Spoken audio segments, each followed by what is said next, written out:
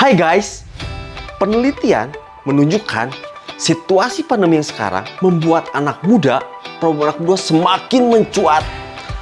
Banyak anak muda yang semakin tertekan lagi ketika dia dibully, ketika dia insecure gambar dirinya.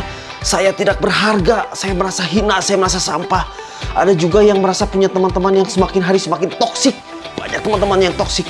Itu membuat semakin banyak anak muda yang tertekan dan wah, saya udah gak mau hidup, saya benar-benar sampah. Tapi percayalah, ada satu pesan yang luar biasa.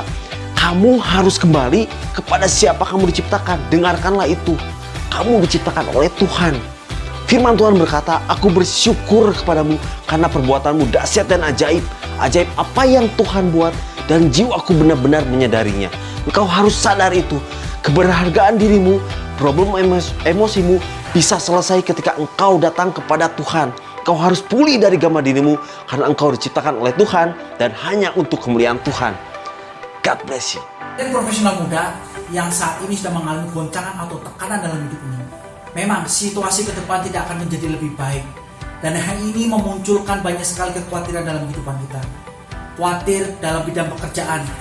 Ada di antara kita yang mengalami PHK dan nggak tahu harus berbuat apa. Khawatir dalam bidang bisnis. Mungkin bisnis kita terpuruk dan kita nggak bisa ngapa-ngapain. Khawatir masalah pasangan hidup. Social distancing memaksa kita untuk membatasi diri bertemu dengan orang-orang baru. Dan masih banyak kekhawatiran-kekhawatiran yang sangat menghantui kita. Tapi kalau boleh jujur, kekhawatiran timbul karena kita membangun fondasi kesuksesan kita menurut ukuran dunia. Padahal firman Tuhan jelas berkata bahwa kesuksesan sejati saat kita mengerti apa yang menjadi destiny dan rencana Tuhan dalam kehidupan kita.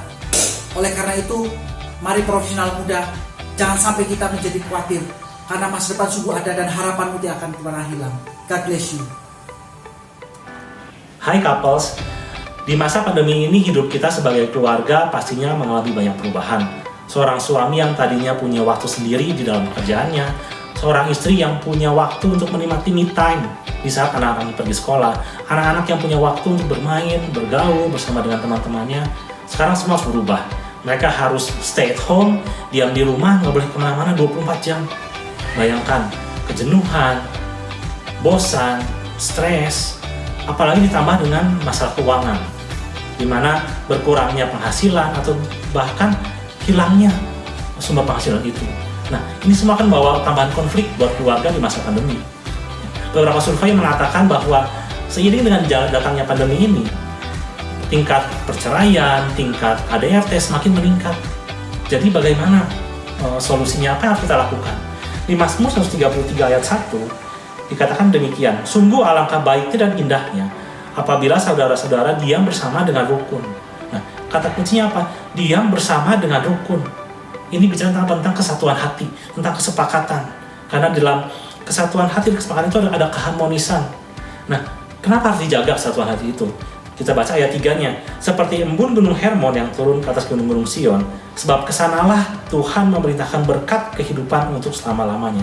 Jadi ada janji Tuhan bagi kita yang bisa menjaga kesatuan hati antara suami dan istri di masa pandemi ini. Jadi, mau tahu jawaban untuk keluar dari hidup penuh kegalauan? Tinggal dalam kasih Tuhan.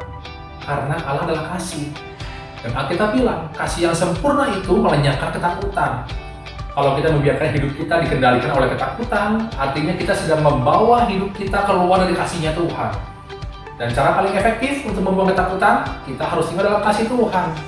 Yuk, kita mulai lakukan tindakan kasih.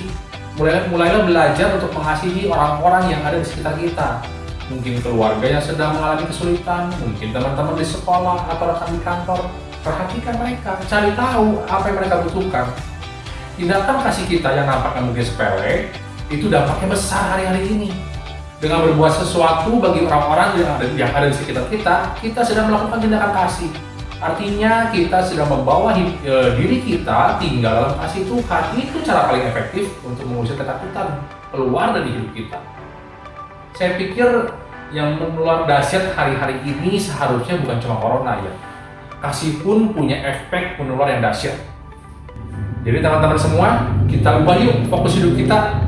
Mulai mempraktikkan kasih, tularkan kebaikan, tunjukkan bahwa kita punya Tuhan yang lebih besar daripada setiap masalah yang sedang berusaha menguasai hidup kita. caranya tinggal dalam kasih Tuhan. Dan gimana cara tinggal dalam kasih Tuhan? Lakukan firman Tuhan, Alkitab bilang. Dan semua firman Tuhan pasti punya dasar yang sama. Lakukan tindakan kasih. Tuhan Yesus memberkati. Kami dari Elijah Movement mengucapkan Selamat Natal Dan tahun baru. Tuhan Yesus memberkati.